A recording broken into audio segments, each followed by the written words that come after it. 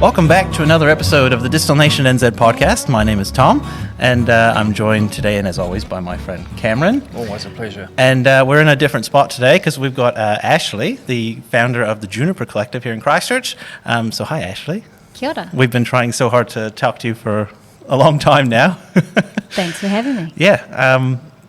You've set up this amazing shop in here, which if you're watching this on video, you can have a look at kind of our background because it's a beautiful spot in central Christchurch. And we just kind of want to chat to you about why you started Clearly, somebody that founds a gin boutique. And easily it's the best boutique in the South Island, hands down. There's no only gin boutique in the country, just to make that clear. We were going to get to that, but clearly somebody that does this has a passion for New Zealand spirits. Mm-hmm. So maybe that's a really good place to start. Where does this start? Where does this inspo start? It starts with COVID and lockdowns.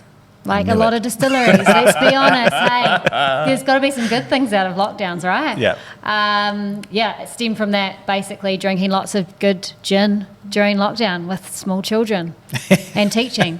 Those things together kind of sum up drinking lots of gin, right? Small children, teaching remotely. Yeah, it wasn't ideal. So, so no, it really was from there. I was drinking some great New Zealand gin at the time, and I just thought, hold on, where can I purchase more New Zealand gin? And my husband would go to Whiskey Galore and buy a lot of whiskey from there. Love them, yeah. And we thought, well, hold on, is there a New Zealand gin version for this? And we realised that there wasn't. And so I thought, well, why not? Why not leave teaching and just start up a gin shop? Because I like gin. And I want to taste more gin. Yeah. Yeah, and I was like, well, I want to support New Zealand companies, so this would be a really great way of doing that. So how much did you know about New Zealand gin when you started? Like, did you have a good lay of the land or no? No. No, I literally liked gin and I wanted to support local, and I thought, why not? It was as simple as that. Because I remember meeting you, because I actually do remember the day. Yes. Yeah. And so you were the first person I spoke to. Oh, right. Yeah. Well, that's cool. Yeah, wow. Which is quite interesting. Yeah. The full circle. So when I was I decided, right, I'm doing this, and I'd found my lease, and I was like, okay, now I've actually got to. And I kind of started fitting out the place here. I was like, okay, I need to actually get some distillers and distributors and actually get some stock. And so I was like, I don't know where to really start with this. And I happened to we used to go to the Rickenham markets for just a breakfast, and that's where I saw Herrick Creek.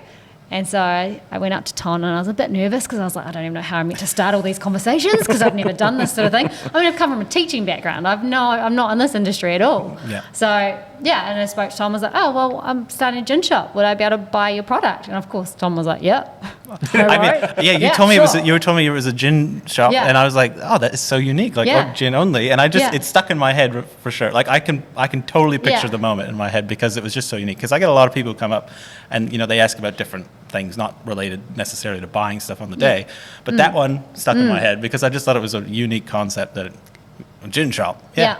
Cool. Yeah, and it was a really quick turnaround as well. So the idea, basically, it was, I think the lockdown finished around Father's Day in September or something. I remember it was roughly around there. About right. And by the November, we were open. So that just tiny concept to actually starting the business and having it, the fit out and everything done. We were in within, it was about 7 weeks. Wow. Yeah. So how many brands do you think in startup? What were you dealing with? Do you think was there quite a few? Initially, we probably had, I'd say, about 40. Oh wow. Okay. Yeah. That's pretty good. Yeah. Wow. And then it's just over time. There's new distilleries popping up, obviously. So. How many do you think you have today?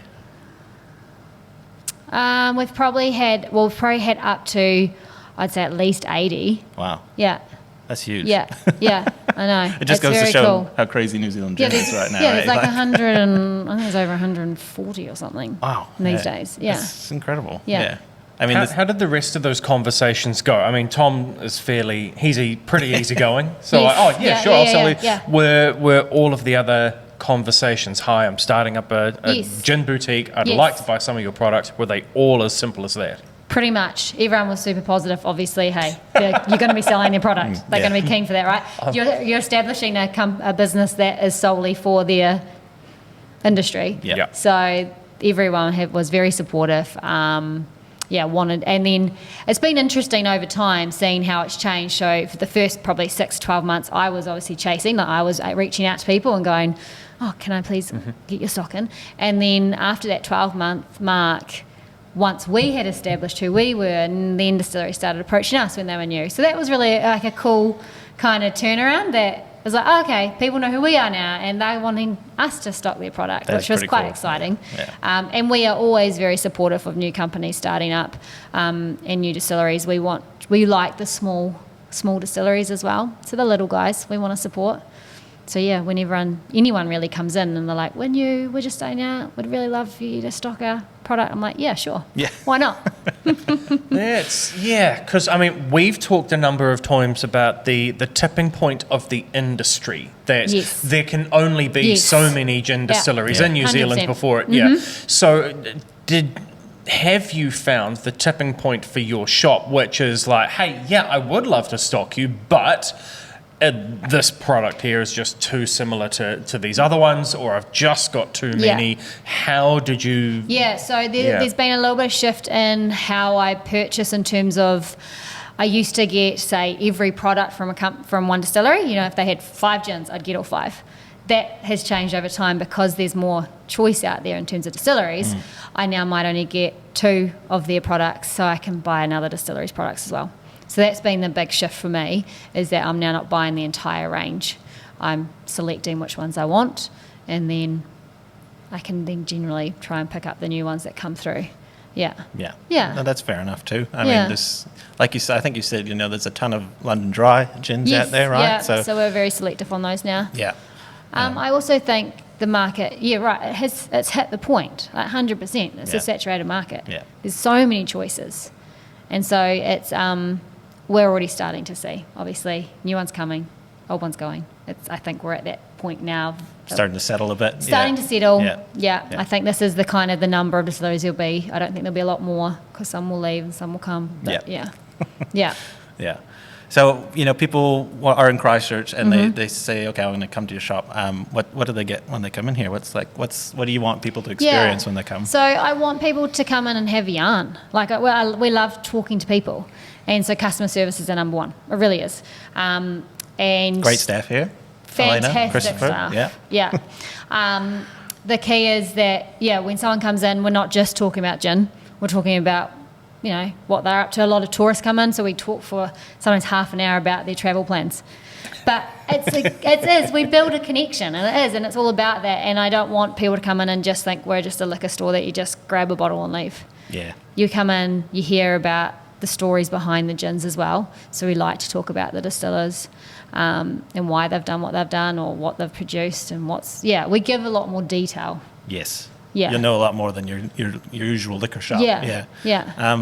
And when you walk in, it's a big, wide open space. Like, the bottles are on the wall, they're pushed out to the side, and it just sort of, it's inviting, I think. Yeah. We've got a couch as well, so you can we encourage people to have a wee seat if they want to chill out. Or sometimes if there's a partner that's not interested in gin and the other partner is, they're like, we're just going to have a wee bit of a sit-down moment, a relaxing time while our partner chooses what they like, which is quite good if you're anyone and if you're around all day shopping, it's nice to find somewhere to sit. Totally. Yeah. And I think that's the key. There's a wee barrel over Tom's shoulder with some open bottles, and I brought my mum in here because she loves her gin, but she's also very particular, and she wants to know, all right, well, if I buy this, or in this case, if I'm buying it for her, she wants to know that she's going to like it. And so there was a great chat between, okay, what do you drink normally? What do you enjoy? Okay, we've got this one and this one. Oh, no, I don't really like that. Oh, I do love that one. What else does this distillery make? So I just, from that point of view, it's not transactional. There is a conversational element that's taking place. That wasn't a question at all. It's just a statement. It was a statement. One thing I remember actually is I came in for Distiller Friday, I don't know, last year or maybe the year before, but it was with and I remember Morgan was here with Christopher. Yes. And so I was standing over at my barrel just with my, I was doing the products for Distiller Fridays. And we should probably explain that first. You finish this. We'll finish this, and then we'll go. But I just remember Morgan was quizzing Christopher on this distillery, where are they from? And he was like, oh, I know this one, and he'd get it and then he'd move on to another one, and it was like, okay, if somebody comes in and wants this one, and Christopher would be like, oh, I think this one, It was just this great back and forth I remember hearing between the two of them, and I was like, that's cool, You wouldn't hear that in any other shop around doing this sort of stuff, so. Our staff are really knowledgeable, and they know all the different styles, and so anyone comes in, we will find you a gin that you would like. There's something in there for sure for everybody. Yeah. So Distiller Fridays. Yes. Why don't you tell us what it is and why that came. And actually, while you're doing that, I'm going to pour us a little bit of a gin. Sure. But go ahead. We wanted to started creating events basically, and one of our events was Distiller Fridays. It was a chance for distillers to come in and showcase their product, and we would offer 10% off while they were in. It was just a chance, Friday afternoon, you're finishing work, why not come in and try some gin? We just thought it was the perfect time of the week. And so we do that on a Friday from 3:30 to 5:30. And we just get different distillers from around the country. So sometimes we'll have some North Island distillers, they're like, oh, actually, we're coming down for a wee road trip. Can we come in on this Friday? I'm like, yeah, sure. So we make it work for those that aren't in Christchurch as well. And so that started off the whole distillers coming in and being able to offer that to customers. And then from there we started our Aotearoa Gin Weekends, which is our big distiller weekend of Aotearoa distillers. And that's a chance for customers to come in and try different gins from different distillers, and it's a full weekend. So we had our last one, we had 26 distillers in over a weekend, which is huge. That's awesome, yeah. It's and each distiller would come in for 1 hour and just get to chat to customers, offer some samples, people buy some gin. And I started that because I saw it as a win-win-win for everyone. Yeah. So for us, it was getting customers obviously in our shop, in our boutique, seeing what this place is and how great it is. For distillers, it was a great opportunity for them to show off what they have. And then for customers, they get to come in and try some gin. And then they get to purchase it for 10% off. So it really was just an easy one to start. And it's been a very successful weekend that we do 4 times a year. We're doing that for a couple of years now. Yeah. It does feel like a celebration. I feel like when we come in on those weekends, you know. It's also, again, just to kind of paint some of that picture. So there might be, you don't have 26 distillers all in at one go. No, that's a good point. Yes. No, I wouldn't be able to fit that in. No. That would be interesting. So like there's 4 barrels or 4 areas and they'll have their signage up. They come in and they do an hour or an hour and a bit slot. Hour and a bit, yeah. This is... I would look at the timetable and I'd go, oh, no, I haven't tried these guys. I want to come in and try these guys. It's worth mentioning, though, that 200 metres just out the door is Riverside Market. Yes. And I was talking to people who were like, all right, so we come in, see the 4 that are on, pop over to Riverside Market, grab something to eat, come back over for the next hour, and there's a new lot of 4 distillers, so we come down there and we try them, and then we go for a wee walk, Rollickin Gelato's like there, just, and then we come back, and so they're really making a day of the fact that, okay, well, if we also work in Riverside Market, some gelato, a wee bit of shopping, if we pop back in 3 or 4 times in the day, we've then met about 12 different distillers. Yeah. It's like your own little gin festival, and you don't have to pay anything. It is. It's a mini gin festival that you don't have to pay anything. However, for us, it's been really interesting because those people, as you say, those that do pop in and pop out, it's great because at the end of the day, they'll bring up and they'll have their 3 or 4 bottles that they've, throughout the day, they've picked, okay, these were the 3 that I really liked, and they come every 3 months and do this, and that's when they stock up on their gin supplies. Yep. And so they just wait until these events, and they're like, yes, let's stock up the shelves. So it's quite good. It's a fun weekend as well. Everyone's in good spirits. It's good like that. Everyone's in good spirits. That was good. Hey, look, and it wasn't me making the fun for a change, Tom. You can't take it out on the guests. No, I can't. He's really mean to me when I make puns. Okay. I almost fired him a couple times, really. I mean, on air, No, it is great, and I love coming in and being the distiller at the barrel. It's very welcoming. People are so keen to come try it, and getting to meet the other distillers as well is really cool. Yeah. So from my point of view, it's been fun that way. And then I have been in once or twice as well as the customer, and like, gosh, it's fun. Yeah, just go around and relax. Yeah. You've got tonic, you've got ice, samples. It's it's great. Yeah. So, Ashleigh, tell me, why are we drinking this one here, this New Greenstone. Zealand Greenstone gin? Yeah, so that one's made by Kiwi Spirit Distillery. It's just always been one of my go-tos since I started. We kind of class it here in the boutique as almost New Zealand's version of Hendrick's. That's how we see it. Yeah, it's savoury. I love a savoury gin. It's got those peppery notes in there. And it's made in Golden Bay, and it uses Pepe Springs, so it's cleanest water in the world. It's just a really good gin, reasonably priced. It simply is one of our biggest sellers as well. I think because of the labelling as well. It's got with the greenstone for tourists. They just love the bottle as well. It almost does look like a green gin, even though it's not green. But it does look. And I like the text on the back says 17,000 years ago, this spirit began as pure snow falling on the mighty New Zealand mountains. That's painting the picture. Yeah. And they've been around for quite a while now. Yeah, we love Kiwi Spirit. We've definitely talked about their whiskey before. Yeah. Yes. Right. But we've never, we haven't tried this one. And because they've got, and I think, sidebar here, they are interesting in that they've got their gin and they've also got a vodka and they're also making agave spirit and they've got their whiskey, and it's kind of like they don't have a range of whiskies, they've got their one. And to my knowledge, they don't have a range of gin either. They've got like, this is our gin. Oh, they've got three? They've got three. Yeah, they do. Yeah, they're just all under different labels, right? But they're completely different labels and bottles. So that's why you probably think that. It's not clear that they are. No, but they do. They've got their Delightful and their Champion. And then they also do their gin liqueurs as well. Okay. But yes, they're not, the other bottles aren't like that. So that's why it's safe to assume. Those are the tall, skinny liqueur bottles, and then you got the Champion on the left. That's also and there. then, I knew they did the because they were pouring it. Remember that festival that we did out at Larkham? Oh yeah. And they were here, and so maybe, and that was a couple of years ago. Yeah. They definitely had the fruit liqueur. I don't know if they had. I don't know if I've seen the other one, the Delightful. The other Delightful, that sells pretty well. Elena likes that one, so that sells. What are those botanicals? Because what do you think you can? What can you smell? Oh, I'm not gonna. Or taste?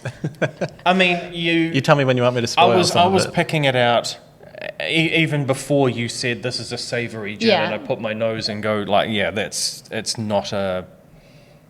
Yeah, it's not a sweet. No, it's not like it's not a. I wouldn't like I know what you're saying with Hendrick's, but like.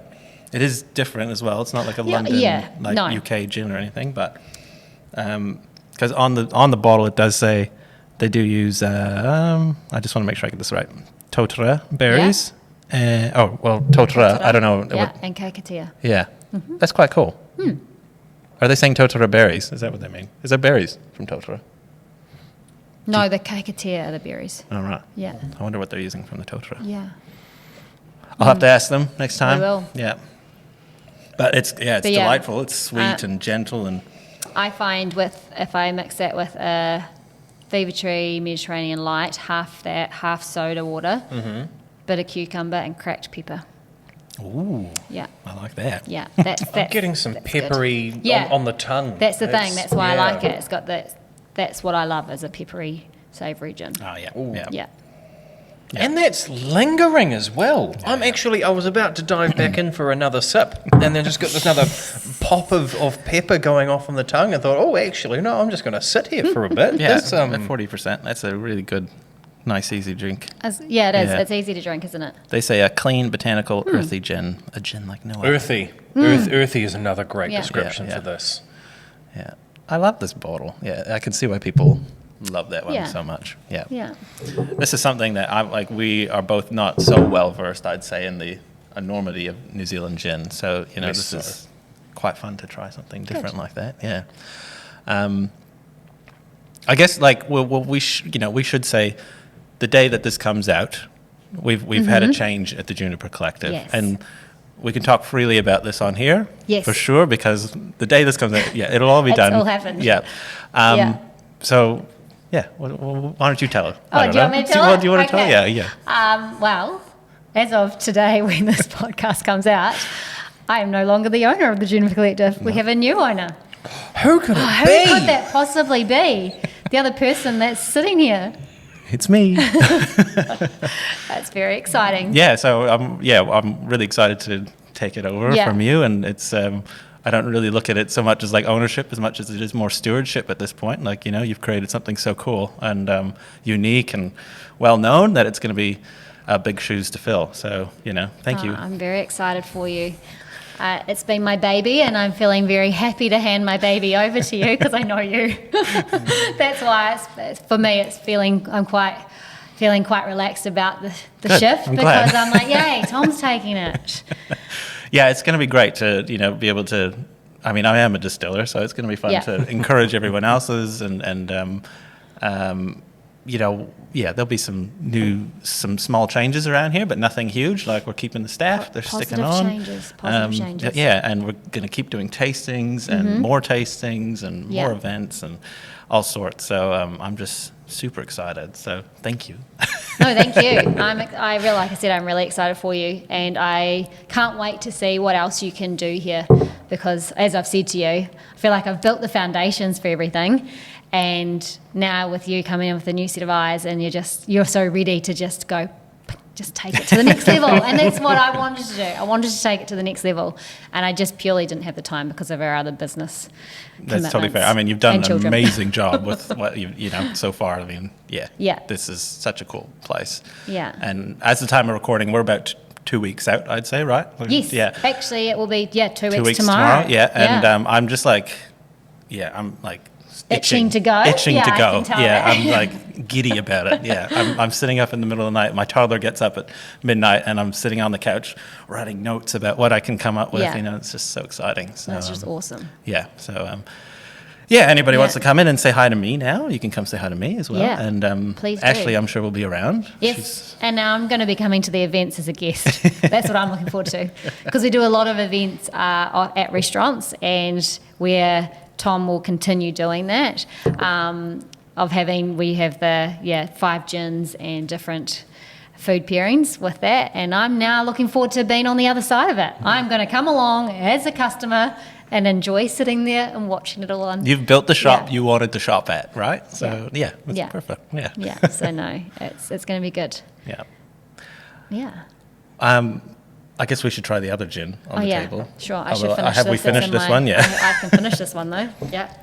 But that one, that Greenstone, I love that. I can definitely see. Again, see why it's like just a go-to for me. Yeah, totally. Yeah. This other one, Hastings Distillers. I don't know a ton about them. Do you know much about them and this gin? This is called their East Block 200 gin. Mm-hmm. Do you want to tell us? Do you know? Yeah. Yeah. So it's relatively. Oh no, I don't want to give away too much. I want you guys to figure out what might be in there. I'm going to wait. I want to hear. I want to hear what you think. But Hastings, they were the first certified organic distillery in New Zealand. Ah. Yeah. So based in Hastings, hence why it's called Hastings Distillery. They have a few in their range. This is for us, it's definitely the biggest seller of theirs. They also do the Albertine, which is a very floral gin, and then they bring out seasonal gins too. But I want to hear from you what you think you might be getting before I give it away. That is wildly different to the last one. Totally. Yeah.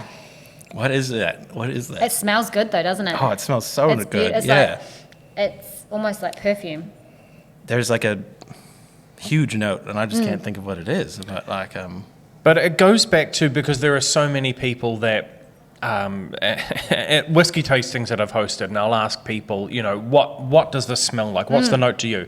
And there's always some smart ass who wants to yell out, "Oh, it smells like whiskey," and I'll say, "Yep, yeah, cool. it does." Yeah, good job. You're right that it does. Success. But 0 points. But if you pick up the first glass in that lineup, and then you pick up the 5th glass in that lineup, and you just go between them nose to nose, do they both smell like whiskey? Yes. Do they both smell the same? No. Cool. Yeah. And I get if I was to have this side by side, yes, they both taste like gin. Of course, they're going to say that they're both gins, but they smell very different, though, eh? Wildly different. All right, I'm going to give you my real weird description of what I think this smells like, because I don't know what the botanical is, but I'm thinking Fruit Loops out of the box, okay? Opening a new box of dried Fruit Loops if you're sitting at a windy day at the beach. See, you said Fruit Loops, and I was thinking Iron Brew, which we're not. Again, that's not too far apart. Yeah, it's true. Yeah, I can't imagine a scenario where you're eating Fruit Loops on the beach, but that's what I'm getting for sure. Nice. Like salty. Yeah, there is a pinch of salt, but it's You also can like smell that actually, yeah. But have a taste and see what your taste notes are saying. Fruit Loops. Orange. Yeah. Big hit of orange, but it's salty as well. Yeah, definitely. A charred orange, like they've almost kind of burnt the peel. Yeah. It's more the peel, like not the zest, but more the peel I get. Yeah. Of the orange. If you accidentally chewed the peel, like. Yeah. I stand by Iron Brew on the beach. I still stand by Fruit Loops. To be fair, by that. So what is it? So it is citrus forward, definitely. It is a citrus forward gin. What I normally say is a juniper and citrus forward gin, because the juniper for me comes through as well. Yeah, definitely, and there is a slight floral note in there, if you're getting that, and that's probably from the smell as well. So they do, and they use local, within the Hawke's Bay region is where they get their citrus and their flowers. Yeah. Huh. Yeah. Yeah, okay. Oh, yeah, I could see that. Why did you pick this one then? Again, it was one of my, actually funny enough, both of these products have been in the Juniper Collective since the start. Oh, right. And they're still they are two of my go-tos. I find the East Block 200 with, again, I always do the light Mediterranean with soda water. That's just how I do it. I do a third gin, third tonic, third soda. That's how I have my gins. So I do that with this one, but with any citrus really. So if you got a lime, I'd chuck a bit of lime in there. And yeah, I've just always really enjoyed it. It's a little bit lighter, I find, than the Greenstone. And again, another good seller, shouldn't say it, but the bottle's beautiful. And it does sell because of the bottle as well. If people haven't had a chance to try it, they still like the look of it, which, as sad as it is to say, and I didn't want, when I first started the business, I didn't quite realise how important the aestheticness was. People buy with their eyes. They just do. And that's why the bonus of us having the tasting barrel, like the try before you buy, people don't have to just buy with their eyes. They can go, actually, no, I want to try that one, and then I'll decide which one I want. Totally fair. And that's the bonus. Yeah. I had a co-worker who, I don't think it was here, because if it was here, she probably would have tried it. But 100%, she's like, I want a bottle of gin. Went into the store, saw one, and she's like, it's the prettiest bottle. I love the bottle. Got the bottle home, did not like the gin at all. And I thought, yes. Yeah. And when you are spending that money, you want to know you want to drink it, right? Yeah. And I'm all for that. So I'm all for it. Yeah, hey, if you want to try something, go for it. So what percentage of bottle samples do you think you have for bottles in the shop? Oh, that's a good point. Maybe half. Oh, that's pretty good. So think about what's out the back as well. We've got a lot out the back too. Yeah, awesome. Yeah, roughly half. That's great. Yeah. I can tell people too. I will happily open a bottle if we've got more than one sitting there, if they really want to try it, as long as it's not like a crazy rare expensive one for some reason. Yeah. Yeah, I think that's the key. You just got to try stuff. Yeah. You'd hate to see somebody spend good money on a bottle of gin that they don't like. Yeah. And because everyone's tasting, taste buds are different. Yeah. Everyone does it. What I might love something and then you might disagree with me, totally. And that's fine. Yeah. But that's why it's important to let people try before they buy. I just still get Fruit Loops. I don't know. That's funny. Yeah, it just reminds me of my childhood. That's hilarious. Yeah. So maybe now's a good time to dive into tastings, because it's a real kind of point of difference. There's been some in tasting events here, like the Distiller Fridays, but equally there were a couple of G&T pop-up bars that I came along to. Yeah. But you've said that you're also going to different restaurants, bits and things.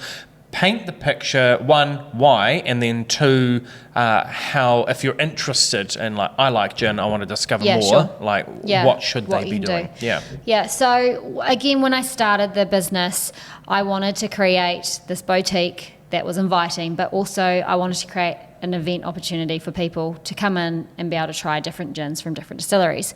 And at that particular point in time when the business was starting, I was trying to organise a hens party for a friend, and she liked gin. And I was like, oh, wouldn't it be great if you could go somewhere and try different gins from different places and have a good night? Again, I couldn't find that here in Christchurch, actually really in New Zealand. I couldn't find that scenario where I could be like, I want to try different gins from different distilleries, not just from one distillery.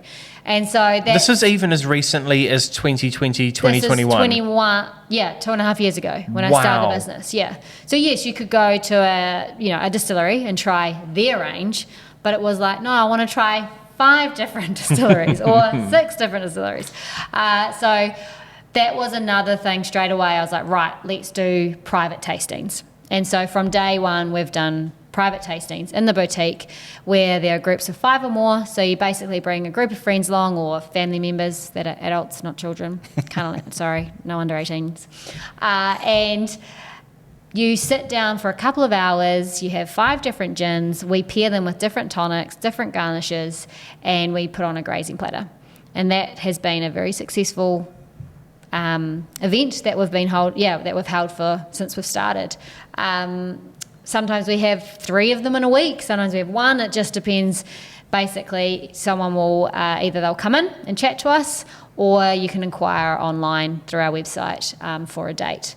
And so that's been always fun. And then from there, we realised actually, wouldn't it be amazing to go to restaurants where they could pair food with each gin?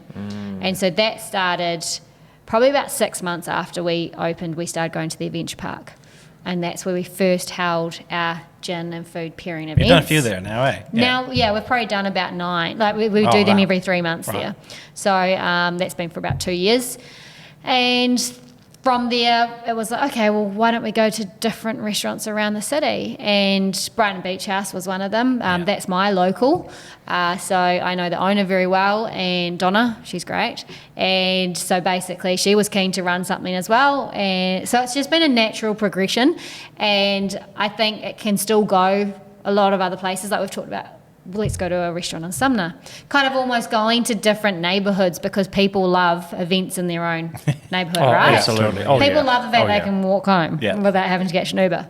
So that's kind of where we're heading. Yeah. And that's where you'll be heading, Tom. I'll take that book. Stick it. That's great. I would sidebar Brighton Beach House. When I did my tasting there, they paired my spirits so well with their food. Oh my God, they made some awesome cocktails too. So it's a fun night. They're always fun nights, right? Yeah. I mean, having gin and having delicious food, what can go wrong? Yeah, totally. The other thing you do have a website, right? So you do sell everything online. Yes. So this isn't just for Christchurch folk. You can definitely be a part of this anywhere in New Zealand, right? Yeah. I'll definitely expand that a bit more too. We'll make sure the website is up and running real good, making sure everyone can get their stuff. Yeah. And we're going to do tons of tastings. Can't wait. Maybe this is the point where we kind of turn that spotlight away from Ashleigh and onto yourself, if you're comfortable talking about that. Yeah, sure. Yeah. So that's we've got the Juniper Collective, and I think we really want to reassure people, hey, it's got nothing to do with me, but we want to reassure people that the Juniper Collective is staying, that if you enjoy the range of gins that are here, like, there are some things that are remaining. That's not going to change. You will still and always be able to come in here, find a great selection of New Zealand gins, try those. That's great. So what is changing? So, as you say, everything is staying as is right now. I am looking at expanding the range into all New Zealand spirits, though. This is kind of where I want to go with it. I love that this is a gin boutique, but I think as well, with the gin boom sort of just on its way down a bit, I think we can support distillers a little bit more even, and we can pull in whiskies and rums and vodkas and liqueurs, and we can make fun days of this as well. You know, it doesn't need to be, only we're doing the Aotearoa gin weekends, we can also do, maybe we can do the Aotearoa whiskey weekend or something. Who knows? You know, like we haven't put any of that down yet, but like that's ideas. Yeah. So I'm really looking forward to getting more spirits in and turning this into a hub, if you will, of New Zealand spirits, and only New Zealand spirits, of course. We're not going to look abroad for anything else. This is all about supporting our locals, you know. That's the big change that's going to happen, but this is still going to be the Juniper Collective. It's always going to be the Juniper Collective. That's not changing.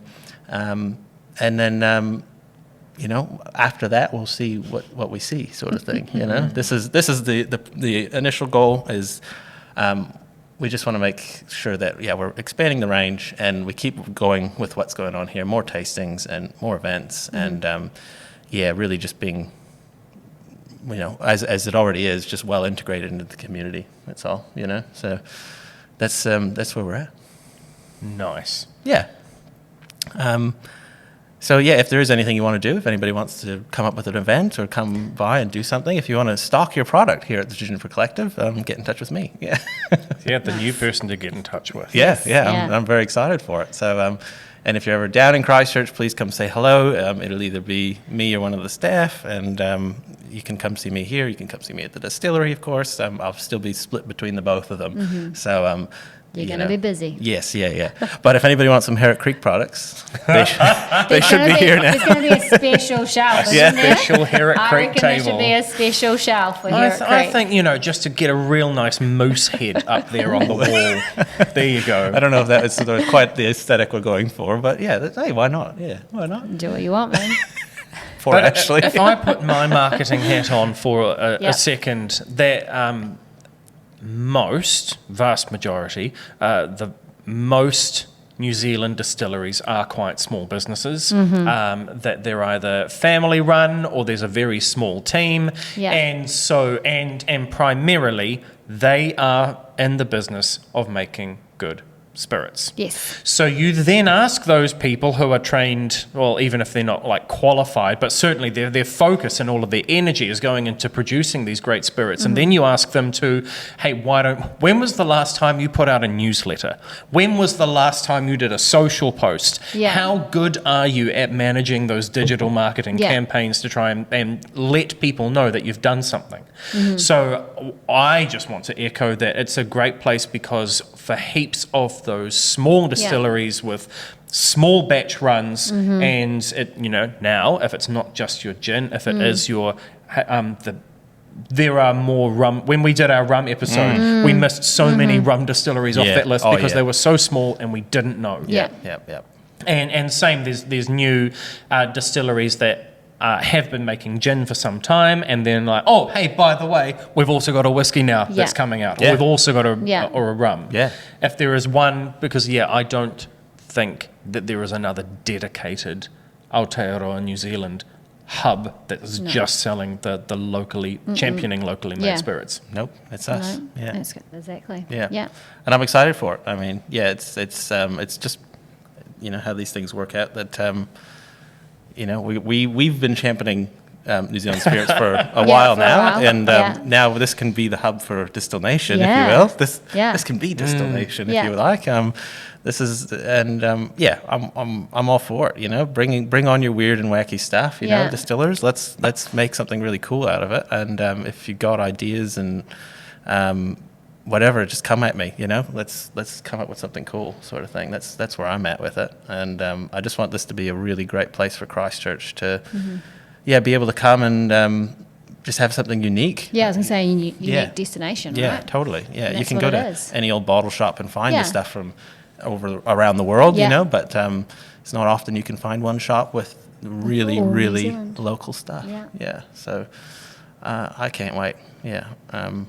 If you are listening to it and you want to know more, I am going to be sending newsletters. You haven't actually sent newsletters before, have you, really? We send newsletters. Do you? Yeah. I don't get them. I didn't you know mustn't that. be on our mailing list. I thought I would have been. Maybe we can add you. Okay. All right. Well, we will be continue to sending then. To the Juniper Collective. So please sign up on the website for the newsletter, and we'll keep everybody updated for sure. That's terrible. All right. Oh, that's funny. On that note.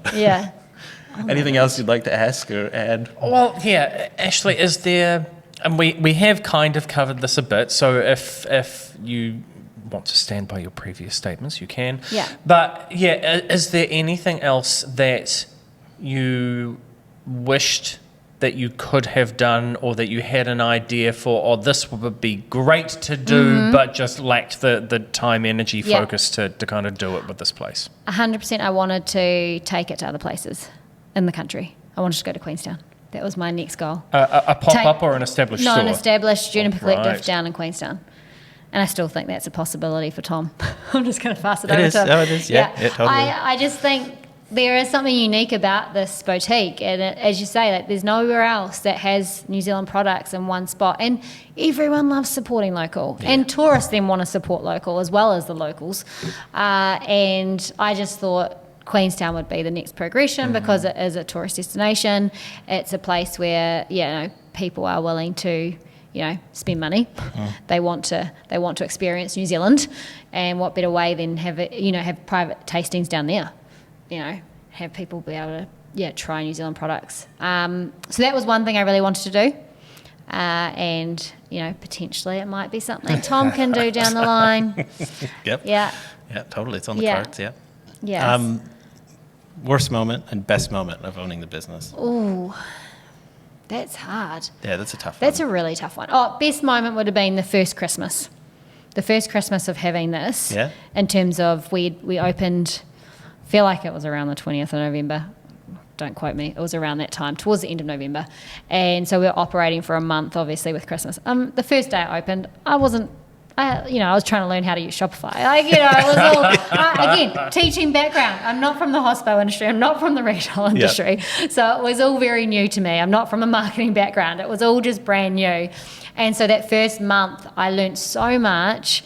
And obviously, people love buying gin as presents. And that first Christmas, it just boomed, and it was just so exciting to see so many new people coming in because no one knew who we were.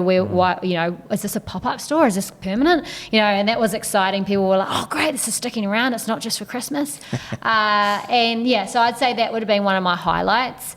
Just that first month, just getting started and learning so much, and just seeing how excited customers were to see New Zealand gin on the shelf. That is really cool. Yeah. What was the other one? The low light. Oh. And that's a tough one. That's a really tough one. It is a tough one. Yeah.